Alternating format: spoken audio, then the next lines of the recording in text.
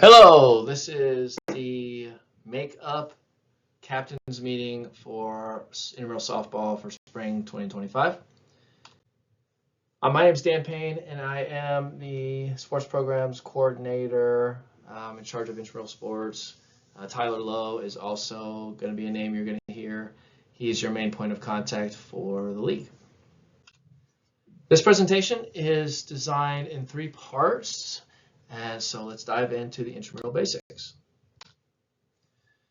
So for the very first thing is that we really appreciate all the captains who represent their teams within our program, because we do ask you all to do some work. And I just want to say thank you for that. So here's some of the things that we're expecting you to do. You're kind of that liaison between our office and your team. And so you're going to be communicating with us if things go wrong, or if you have questions, or if we ask you for something. You're the one inviting and creating the team, inviting players and confirming they're on your team. You have to have a little bit more knowledge for the sports and the policies that we have. You're managing the schedules, and so making sure everyone can show up to your game time, and setting a good example for sportsmanship. So intramural sports is an opportunity to play for fun. We want people who are interested in getting out there and competing really hard, and people who just want to goof off. Either one of those is totally fine. But it's an opportunity to get involved on campus with your friends, with your organization, and just blow off some steam. Intramural sports is part of campus recreation, and the mission of campus recreation is to teach students a healthy lifestyle. And we just get to do that through sports and through physical activity. And of course, everyone wants to be safe. There's a lot of storms in Tennessee at this time of the year, and tornadoes and lightning and thunder and all that stuff. And so that will affect your schedule for sure. And we'll do our best to make up those games and communicate with you, but we want to make sure everyone is safe as well. You have to learn something while you're participating in our program. We'll talk a little bit more about that later, but that is a part of why we're here. So let's start with some really basic stuff. Students can play at MTSU. Students, faculty, or staff, if they're taking 1 credit hour, they are eligible to play. Varsity athletes are not allowed to play in their related sports, so members of the MTSU baseball team or MTSU softball teams cannot play intramural softball. Free agents, we do have people who've signed up who don't have a team and are looking to get on one. You can find those players on the app. I would encourage you to reach out to them if you're looking for players. Okay, leagues. So our program is broken up into a couple of different things, or a couple of different ways. The first one is sport. That's the umbrella that we're talking about now. We're talking about softball. And so the next, umbrella down, the next step down is leagues. And for intramural softball, we have 3 leagues. We have a co-rec league, we have a fraternity/men's league, and we have a sorority/women's league. And every individual player can play on 1 men's team and 1 co-rec team, or 1 women's team and 1 co-rec team. But they cannot play on 2 co-rec teams, or 2 men's teams, 2 fraternity teams, 2 sorority teams. It has to be 1 single gender team and 1 co-rec team. We say game time is forfeit time because we have a lot of games. Teams are going to be playing doubleheaders in softball. And so just try to get your players to show up early for that first one. At least 15 minutes early to warm up, get checked in, know where their game's at, and everything else they need to do. Everyone does have to be on the team roster in Fusion Play before they can play. So do your very best to get those players added as early as possible, because there are always going to be issues with adding players, especially at the intramural fields. There is no Wi-Fi, and so if we wait until the day of your game, that person might not be able to play because they can't get onto the team. So try to do that early. Every individual person will need to check in with the staff, and so they'll do that with either their physical MTSU ID or the Get Mobile app and sign in. All right, let's talk about defaults and forfeits. We have some policies written about showing up to games. And, one of those things you're supposed to be learning is about commitment. And you signed up a team to play at this certain time, and now we expect you to show up for those games. If you can't show up for those games, you need to let us know ahead of time. just tell us by 3:30 on the day of your game, and we will count that as a default. Now, a default, it does go down as a loss for your team. You get a 7.0 sportsmanship rating, which is acceptable, but it's not a forfeit. A forfeit is when you don't tell us that you can't show up and just don't show up. And so if you default, if you let us know by emailing or calling Tyler or me or stopping in and telling us, that gives us a chance to tell the other teams they don't have to show up. And we all know it really sucks to go out to expect a game and the other team not to show up. Now you've wasted your time and you don't get to play. And that sucks. So please don't do that. Please let your teams know that they need to tell you ahead of time if they can't make it. If you do forfeit, it counts as a loss, it counts as a 3.0 sportsmanship rating, and it's a $40 fine. Let's dive into our specific league rules for softball. We play 8 to 10 players in the field. So maximum of 10 players in the field at once. You can hit up to 12. You can have 2 extra hitters in your lineup if you'd like. You are required to have a pitcher and catcher. We will paint an outfield line in the field, and 3 players have to be behind the outfield line until the ball has been hit. That's just to prevent them from crowding the plate, or not crowding the plate, but crowding in and shrinking the field. We play 7 innings or 45 minutes, whichever comes first, which will 99% of the time be 45 minutes. The game time will start on the first pitch, and no new inning can begin after the 45-minute mark, so it's not a drop-dead time. Technically, the inning is over once the 3rd out is recorded, so if we're in the 5th inning and the 3rd out has been recorded in the bottom of the 5th, then it immediately switches to the top of the 6th. We have new mercy rules this year. So our mercy rules are 15 with 15 minutes left, or 10-run lead with 10 minutes left. We also instituted a run max per inning of 10. This is a drop-dead rule. So once you've reached 10 runs in the inning is going to be over. It doesn't matter if you have the bases loaded and somebody hits a home run and you've already scored 9 that inning, you're only going to get 1 run. Equipment, it's a big deal in baseball and softball. So we'll start with the basics. Shoes have to be worn.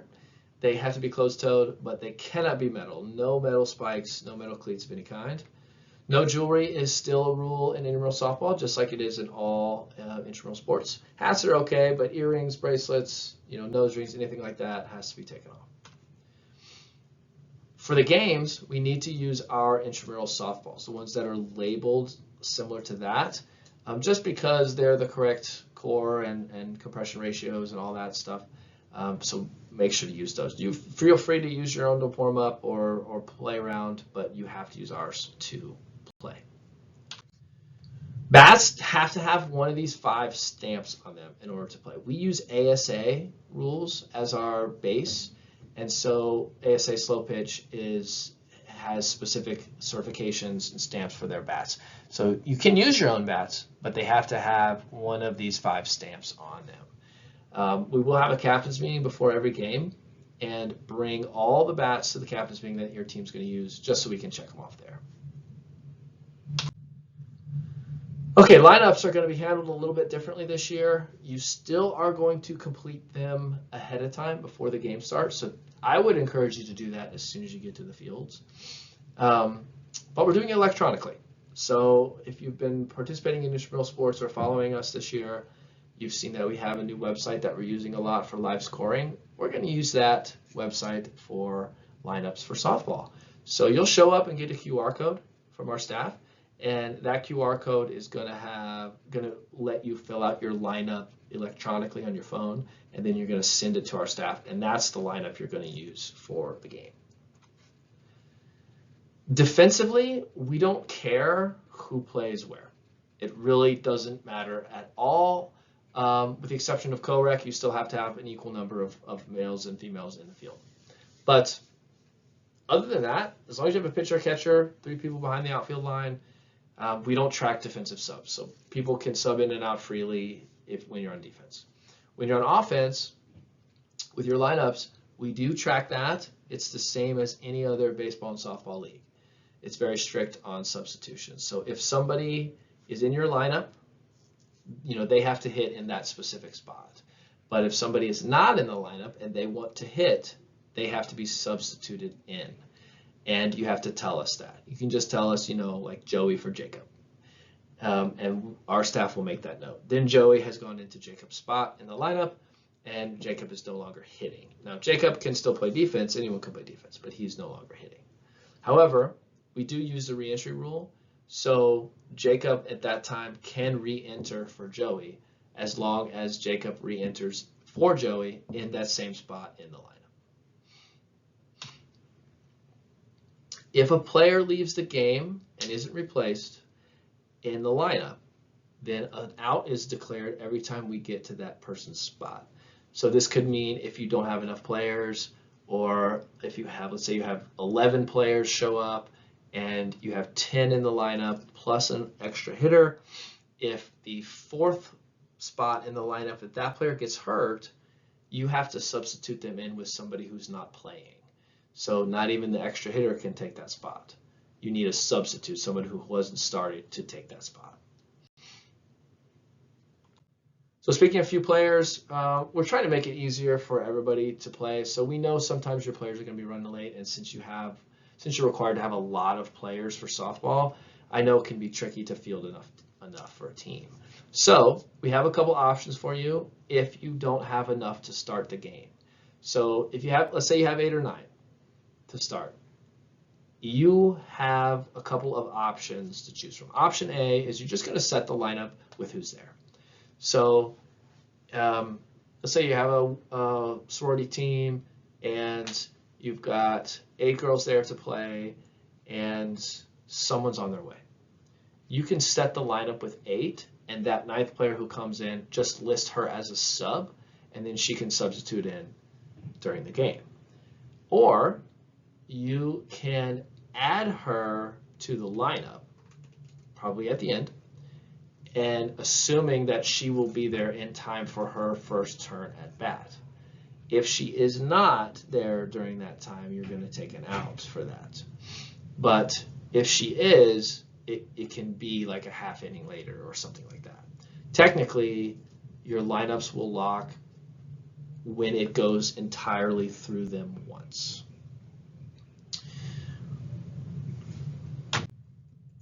All right, some more on co-rec batting lineups. They have to alternate gender. It doesn't matter who goes first. If the same gender bats back-to-back, you will take an out for that. In co-rec, if a male gets walked, then he goes to second, and the next batter, which is a female, will have a chance to either take first base or hit on her own. This rule is just there to prevent people from pitching around the guys to get to the girls. We have a -1 rule for co-rec. So if you have a co-rec team, you have to have an equal number of men and women with a 1 possible difference. But keep in mind, if you have 11 players, 6 guys and 5 girls, for example, my recommendation would be to put 10 of them in the lineup and have a substitute. So you don't take an out if you bat 2 genders in a row, and you have a substitute in case someone gets hurt or someone wants to come out. All right, let's talk pitching. So pitches do have to be at least 6 feet high and not over 12 feet high. Then it's not illegal. We will be calling illegal pitches, and illegal pitches do not have to be swung at. They'll be a ball if they're taken. We're using a strike zone mat again this year. If the pitch hits the mat, it's a strike. If not, it's a ball. There is a little bit of judgment involved in this. We're allowing a little bit extra on the width of the mat. Like if you think of an actual strike zone with the box, the width of the ball outside of the box is a strike as long as something is touching that zone. So we're assuming that as well. So it technically doesn't have to hit the mat, but if it's within a ball length outside of it, then it will still be a strike. We have a new rule this year that we're calling the called strike rule. And this rule was implemented because we want people to swing the bats. We don't want people to stand up there with the bat on their shoulders and not swing and play for a walk. So the call strike rule is if a pitch has been thrown and the batter does not swing and it is called as a strike by the umpire, it counts as 2 strikes. And since our leagues start with a 1-1 count, 1 ball and 1 strike, that means the batter has struck out. So they don't get another chance. So encourage your players, please, to swing the bats. We do have a specific foul ball rule, again, just for leniency or just for expediency, trying to keep the games running. If you do have a foul ball, you're allowed 1 foul ball during your at bat, basically 1 free foul ball. The second foul ball during your at bat is going to be counted as an out. Okay, a couple things about batting. Do not hit the ball at the middle. That is entirely Bush League. It has no place in our league. The batter's going to be out. The player's going to be ejected, and it's not okay. Throwing the bat, we have a lot of players who don't necessarily play a lot of baseball and softball, and so they don't know how to handle the bat a lot of times. And so we're a little bit lenient on this, but it can be pretty dangerous, especially for the catcher and the umpire since they're not wearing any gear. So if someone throws the bat, our umpires are going to give a warning. Okay, they're going to come out and they're going to say, you know, this is a team warning. The warning is for the team, not for the individual. So anybody else who throws the bat after that, they're going to be out. Bunting and slapping are illegal. The batter must take a full swing. We don't allow stealing or leading off. Players can advance. They can come off the base once the pitch has been contacted by the bat, once the pitch has been hit. Players do not have to slide. If they do slide, it has to be legal. It has to be directly into the base, and they can't make themselves bigger while they're doing this. They can't reach out with their hands. They can't stick their leg out. They can't pop up slide to try and distract the fielder or block the throw of the fielder. They can't do any of that. That's it for our softball specific rules. Let's talk about sportsmanship. So as I said before, our program exists to teach you something. You have to be learning something while participating in our program or we wouldn't exist. So accountability and commitment, for example. You signed up your team. As a captain, you're responsible for going to the captain's meeting. And that's commitment right there. Sportsmanship is a big part of that, so we're going to dive into that one. Our staff rate each team on a sportsmanship scale for every game. So that's 0 to 10. And 10 being excellent sportsmanship, 0 being the game is over because you couldn't handle your emotions. It's a subjective scale, but our staff are told to be pretty strict about sportsmanship as well. Teams have to have a 7.0 sportsmanship average at the end of the regular season to qualify for the playoffs. If you do get a forfeit, it is pretty difficult just by the math to get in. So another reason not to forfeit. You know, we want you all to be setting a good example. As a peer and as a captain or leader of your team, when it comes to competition, some people can lose their heads. Some people can say things or do things that they might regret later. And our environment here is supposed to be a safe place to be making those mistakes, but those kind of things do impact your sportsmanship rating, and that's all because we're trying to get you all to reflect on it, because we're trying to get you to learn from it. And as a captain, help us facilitate that learning. And also identify people who are struggling with that. Identify people who are talking trash to the other team and shut that down. Or who are taunting, the pitcher after they hit a shot over the fence. Don't be that person that allows that or laughs at that. Please shut that down and model good behavior. Okay, couple last things on sportsmanship. Fans do affect your sportsmanship rating. Just remember that they can do that. So if fans are getting rowdy, if fans are starting to talk trash or heckle players on the other team or the other team, please shut that down before it affects your sportsmanship rating. You're responsible for doing that, or your team is responsible for doing that. And just a reminder that alcohol, vapes, and other drugs are not allowed at the intramural fields or on campus for that matter.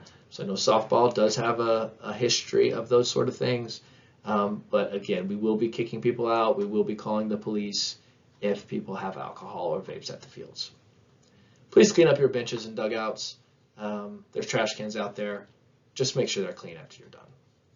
It does affect your sportsmanship score as well. Our umpires, we have a handful of umpires who are familiar with the game of baseball and softball, and we have a handful who are not. And so part of sportsmanship is learning how to handle situations that you don't agree with or calls that go against you, whether you think they're right or wrong. And so, our umpires are trying really hard. It's our job to teach them and train them, but they're your peers. Some of them have never done it before. A lot of them have never done it before. And so if you have questions, we want you to ask questions, but you have to be respectful when you do that. And like I said before, it's a short season, and so there's not a lot of time for them to learn and grow, but we will facilitate that. A few final things. Teams and players are responsible for retrieving foul balls and home run balls. Please bring those back.